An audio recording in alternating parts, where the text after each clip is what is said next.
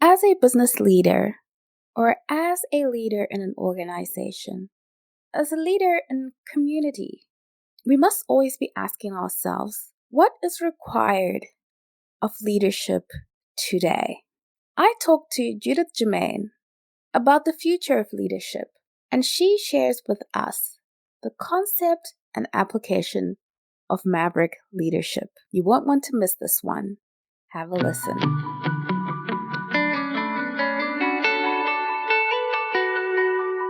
Welcome to Reinventing Perspectives. Today we have an amazing guest. We have Judith Germain with us. Please tell us, what are you about? Oh, about me. It's always a difficult one, isn't it? I would say I'm a strategic innovator. I am someone who's totally passionate about leadership, and in particular, Maverick Leadership, that ability to do things in a different way, but one filled with integrity and the greater good principle. I suppose I could also add I'm the host of a radio show, podcast. I have my own magazine. I'm a C-suite mentor and author. Wow, that's amazing. We're honored to have you on the podcast, Judith. Thinking Maverick Leadership, some people may be familiar with it, some people may not. So what is the Maverick Paradox? Let's start there. The Maverick Paradox is a leadership consultancy, and it really looks at Maverick leadership and Maverick leadership principles. And the principles of Maverick leadership is who you are and what you do. So a lot of leadership looks solely at what you do to other people. And what I'm saying is leadership is about who you are, because it's personal, what you bring. Are you a person of integrity? Are you trusted?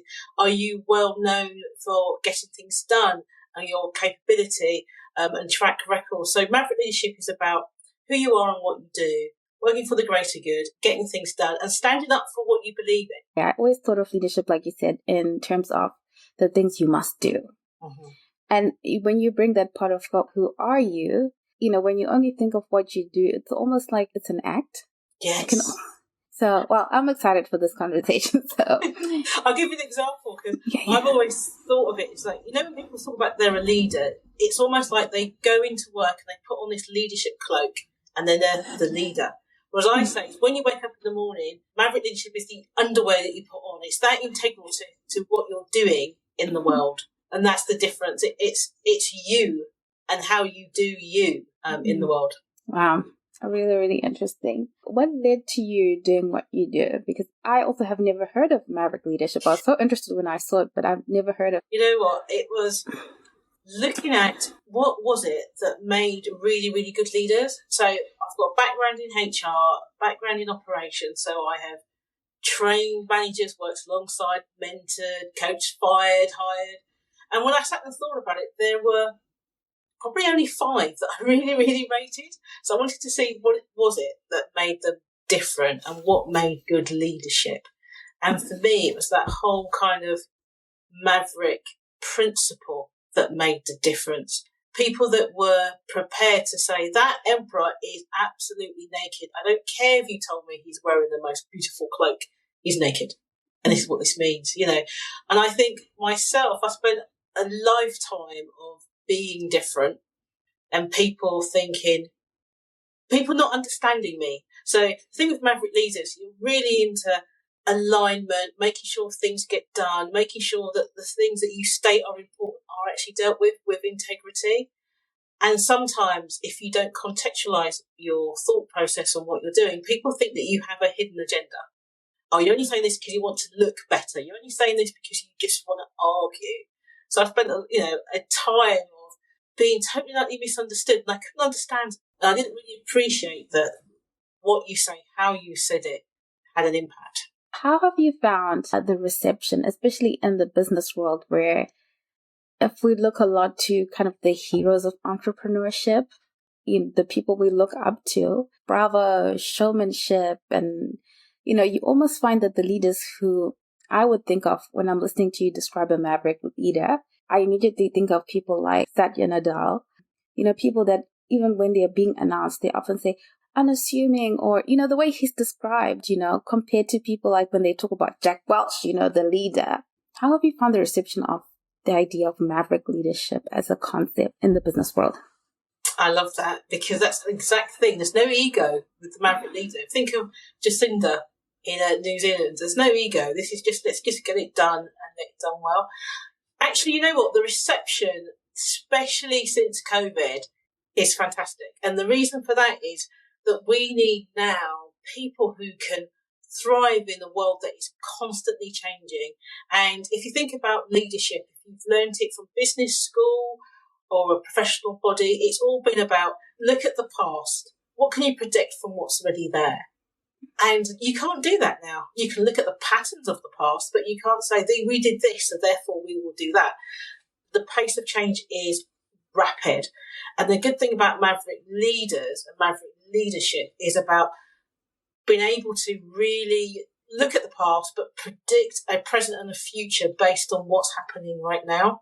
And that's exactly what people are looking for. So, I'm quite busy at the moment because people are saying we need not just the leadership team, because Maverick leadership is all about everybody. It's that whether you clean the floor or you're in a payroll function or an ops function, it doesn't really matter who you are. You need that person to be able to go, right, this is what I believe I need to do right now. And they can challenge and they can move. And I think the reception is quite good because people see that now. They get the need for that. Well, we're so lucky because it was so hard to finally get this time with you. So we're so lucky. Tell me, as an entrepreneur who's listening, because our audience is early entrepreneurs and they're thinking to themselves, okay, what do I need to do? I'm listening to this idea of Maverick leadership and I'm thinking, how do I become that leader that's focused on the present and moving with the future, not so much with the past anymore? Yeah. You know what? This is a time for those Maverick leaders who are entrepreneurs, because this is about defining your own core identity. So what I talk about is, what's your own business proposition? Yeah. What is the impact that you give on the world, and what's your talent, and how do you bring that together? Most people have always said, look at the market, find the gap in the market, fill the gap in the market. I don't know if it really ever did work, but it doesn't work now. It doesn't work now because you just become this weird square into this hole. And it's the wrong way around. You need to define who you are, what you do, what you're passionate about, what's your expertise, and find the people, the tribe that want to come round into that expertise. And if you have that place, then you just drive everything through to that. So that's what, for me, Maverick Leadership for an entrepreneur is. It's leading you, your clients and your society around that thing that you're passionate about. It's really going for impact. Am I understanding it correctly? Yeah, but it's sustainable impact. So people aren't going to buy what you have to sell if they don't believe and trust in you. So if you think about it, if you're an entrepreneur, a coach, or even if you're selling a product, you and me, we can spend our money on lots of similar stuff. So if I can spend my money anywhere, I now have a choice of where I spend it. So I want to put my money, and I'm sure you're the same, in something that you believe in or someone that you believe in. And that's the difference. That's the stand-up point. So the impact on your market comes from the impact that you make on yourself and on others. Let me know if I got this correct, because I might be completely wrong. And I want you to tell me I'm wrong while the audience is still listening if I am. So, I'm thinking about just the way in which the consumer has also changed, in that we want to I think the pandemic has kind of accelerated that change, even in terms of people they've always wanted to do meaningful work, but they now are not going to tolerate work that's not meaningful. Yes. People have always wanted to be a part of a cause, but now they're really thinking, well, I am going to put my money where I want to get a cause. So it only makes sense that kind of leadership is the kind of leadership that is required at this time in business and in life as well. Am I kind of understanding it correctly? That's right, yeah. Because if you think about the 90s and the early 2000s, corporate social responsibility meant you put your brand behind something. Mm-hmm. That's no longer acceptable. It's put your money where your mouth is. I want to see something tangible. And I don't know about you, but if you go networking and you're around a group of entrepreneurs and you ask them, what do? You often hear things like, well, what I do is, whatever it is. That's not passion-filled. That's not exciting. I don't want to get involved in that. I want somebody that says, my mission, one of my main mission is that, I believe the world is broken. I think there are many broken pieces. I'm passionate about changing the way the world works. So I want to help people pick up the broken piece they're passionate about, and fix that piece. People understand that. And, I could talk wax lyrical in lots of different iterations of what that means, but people can see where I'm going and how to align myself. If somebody's only in it for the money, I'd rather spend my money with somebody who's in it for the money because the money does something. Oh, wow. This is great. I've actually stopped looking at my questions because I've been so intrigued and really trying to really understand this. And it made me even think of a quote that I saw by Jeff Bezos, where he said he only invests in companies they only acquired at that time companies where he felt that the leaders were missionaries. And anything that was being led by what he referred to as mercenaries, only profit-centered people thinking about how to profit only solely, he was not interested in those kind of companies because he felt that this is not going to last. No, because we've done that, haven't we? And you look at the initial beginnings of COVID when the world was standing still and nobody knew what was going to happen. The ones that survived were the ones that kept the conversation and ensured that they turned themselves to helping others. Community drives. People wanted to support that. And the ones that were, so in the UK, there was a chain of pubs, and the guy that ran it had a very, let's say, wasn't quite the greater good principle in terms of how to keep people safe. And the backlash against this chain, which was superbly popular, has rattled on way past, people coming out of lockdown. And whether that chain can recover is uncertain. But those that have turned around and said, you know what, we can't deliver this, so what we'll do is we will produce masks instead, for example, it has made a huge difference how people relate to that brand. And I think people have been talking for years about the personist brand, but that has meant in the past you need to look a certain way or say a certain way, where it's not. It's more about the person is the brand, the entrepreneur is the brand, because how they think and feel about something is the bit that is connecting with the consumer. Oh, I'm so glad you said that, because I think for a lot of people who kind of hesitate with, especially with content marketing and the like, it's because of that narrative. You were a personality. You were not really like showing yourself and your belief, and you were looking a certain way, sounding a certain way, kind of a packaged personality, of which we've definitely moved away from. Can I give a challenge to your audience? Please do. Because I was challenged and I did it and I was so useful, which was to ask the people, if you're on social media, just go to social media and ask one question. What do I stand for? No explanation. Just, what do I stand for? Mm-hmm. And it's really interesting to see the responses. And you'll definitely learn something about yourself. I just found that really enlightening to see how different people, some people only knew me from what I wrote about or spoke about. Some people knew me. Some people were just acquaintances. But it was interesting to see the breadth of consistency and difference between the answer to that question. That must have been really, a little bit scary, but really great. It was, because I'm asking in my marketplace. So yes. I would really, because when I was challenged with it, I was like, I'm going to just ask a few people quietly, like some of my mates. And then I thought, how can I have a brand which is all about going for it, taking the challenge and do stuff? And then it's not consistent, is it? So I just was very honest and said, I'm doing some research, which I was, and just saying, what do I stand for? And I put it on different social media. And I got responses from people that I don't know, actually. I actually don't know them, but they obviously see the stuff I talk about and whatever. And that's what I thought was fascinating. And it kind of proves my theory of people are always watching. This is why you've got to be aligned and need to know who you are when you're doing your work, because people are always watching and you're leaking out who you are, what you believe in, what your values are, how you respond to stuff all the time. And you don't even know you're doing it. But people are paying attention. Absolutely. And the other thing is, your brand isn't what you say it is. Your brand is No. what people experience. So they will tell you what your brand is. It doesn't matter what you thought your brand was. They're telling you exactly what you're putting out there and what they see as your... Yeah, and what was interesting about the responses was, apart from, I think, one, none of them was a brand message. So that's what the question was like, what do I stand for? What does my brand stand for? So it wasn't, oh, your brand is this. It was like, you stand for integrity. You stand for courage. You stand for, and that's what I thought was quite a fascinating response.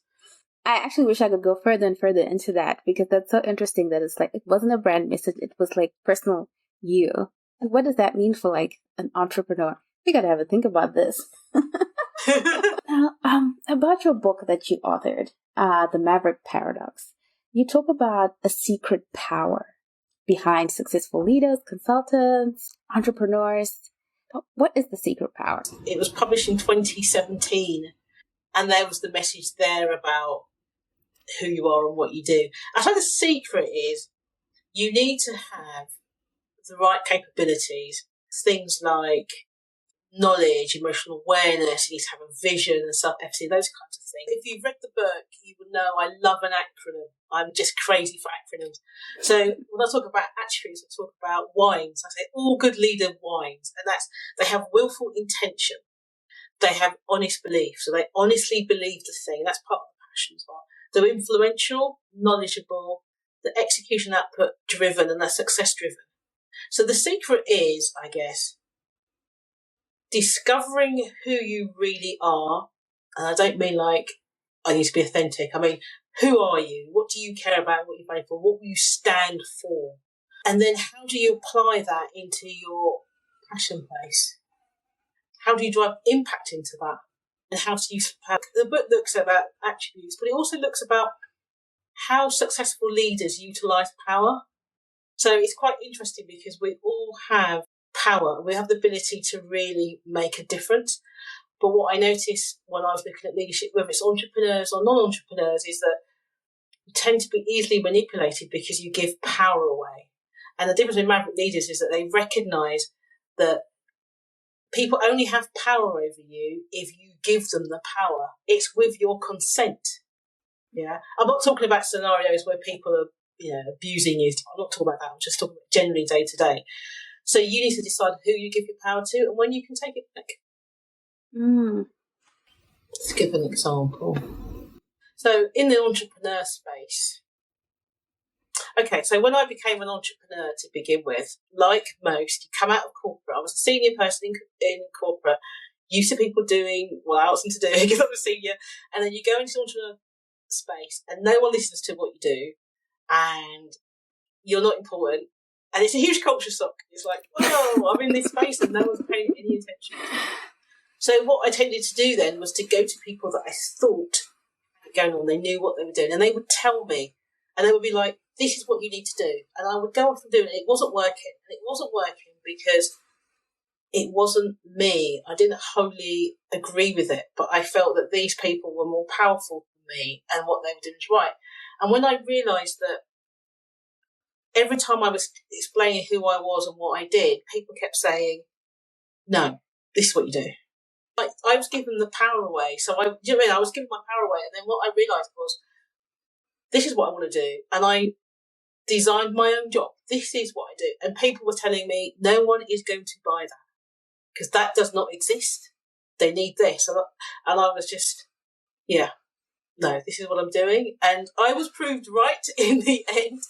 But I think it's very easy to look at someone who seems to have legitimate power. They have authority, they're well known, they've got all this respect, and they say, no, you are wrong. This is what you do. This is how you need to say it. And that's not right. You need to look within yourselves or work with people who are like-minded to make sure you drive through the right thing there. Oh, that's a great example. Really, really good example. And I think a lot of entrepreneurs in the beginning do experience that because it's a different space from being in corporate and any other environment. And then we instantly gravitate to, oh, well, somebody surely knows how to do this better than I do. So I should probably do what they're telling me to do. Because I feel like you almost already know what to do, but you're looking for a validation that is the right thing to do. It's a bit like when I wrote my book. So I had clients that, published books. So, I had lots of advice on how to write a book. And I was really struggling. I started off really strong and then I just couldn't get anywhere with this. And then I realised it was because everybody I talked to was talking to me about a linear expression. So you start in chapter 1 and you finish at chapter 10. My brain does not work like that. So I would write half of chapter 1, finish chapter 7, go back to chapter 4. And once I got that it's my book and it's up to me how I want to do it, the book got written in less than 3 months. It was just like, it just flew out of me. But I took ages trying to write it because I was trying to do it, but my brain just doesn't work that way. And that's really like power. I had people who are very good at it. They edit books, they publish books, they know exactly what they're talking about. But it just wasn't me. And I needed to stand there and go, you know what? That's not how I write a book. Yes. Such a great message. Such a great message for entrepreneurs. Thank you so much for that. Now, what is the number one mistake that business owners make with their businesses from working with your clients, what you've seen? Not having a strategic direction to go in. So if you've come out of corporate, you often think of strategy as some sort of multi-page document, which you need to follow in a linear fashion to get to where you want to be. I don't say that. I think it's about having a strategic direction. So regardless of what obstacles come up, you just sidestep them because you know where you're going. And if you have a very firm idea of the strategic direction, you will get there because you will always make decisions in that pathway. And what I see is that people get ideas and they get excited and then they go, I'm implementing this idea. But it doesn't go anywhere or it's not as well executed because there's just no strategy for it or there's no linking strategy. So entrepreneurs, so if you think about it, you go into business and you're really clear about what you want to do. So I'm going to deliver this service or I'm going to make this product. And then what happens is you run out of money. So you end up then doing stuff that you didn't plan on doing. And after a period of time, you can't remember why you went into business in the first place because you're so far away from your mission because all these little incremental steps are taking you somewhere. So what I do and help people do is to bring it all back together so there's an umbrella message, there's an umbrella service that you can shoot off. So when people look at me, they think Maverick Leadership. And there's lots of iterations, lots of things that comes under that, but the message is clear. And I think number one mistake people have, 2 mistakes, not having a strategic direction to go into and not being clear of who they are or what they're doing, what's their service, and how that is represented throughout everything that they're doing. It's a bit like when I first started wanting to build a reputation all those years ago, I would write to magazines on all sorts of things in the HR sphere, because that's what I knew. Didn't necessarily enjoy doing it, but I was like, I want to get my name out. Whereas now, I wouldn't do that because I'd only write or contribute with something that's on message to what I believe in. And what's the net result? I can get an article out fairly quickly because it's in my passion page, whereas before I'd be like, oh no, I need to write again about this and I really don't want to do it. Really. So you need to just be clear. What lights you up? What makes your heart sing? Because I guarantee people will buy the song you are singing. But you need to be very clear on the lyrics of your song and the tune that you're carrying.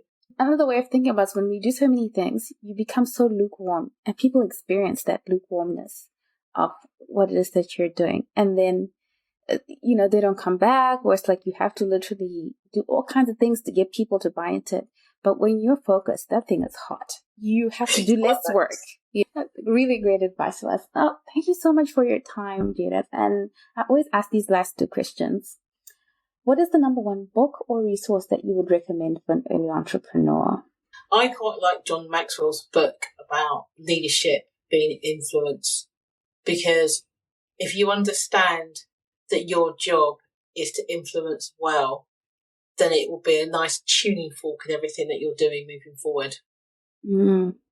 I love that. And I love John Maxwell too. Now, what has faith meant to you on your journey? I think it's wrapped up in my values, the greater good principle.